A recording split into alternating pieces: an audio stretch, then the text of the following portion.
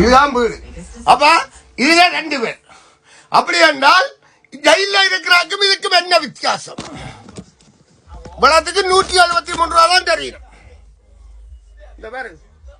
அப்ப நான் என்ன பொய்யா சொல்றேன்? தமிழ் ஈழத்தை கேட்டதுக்கு எனக்கு வள சண்டை ஏன் செய்தவங்க. அப்ப இப்ப நான் கோர்ட்டில் சரி அதுக்கும் போட்டு பேருந்து டாக்டர் மெண்டலில் என்று ரிலீஸ் பண்ண பிறகு வீட்டுக்காரனை செக் பண்ணி பொய்கேஸ் போட்டு பொய்கேஸை நான் லோயர் இல்லாம நானே வாதாடி ஒரு நீதி லோயரைய பய பண்ணி இருக்கிறேன்.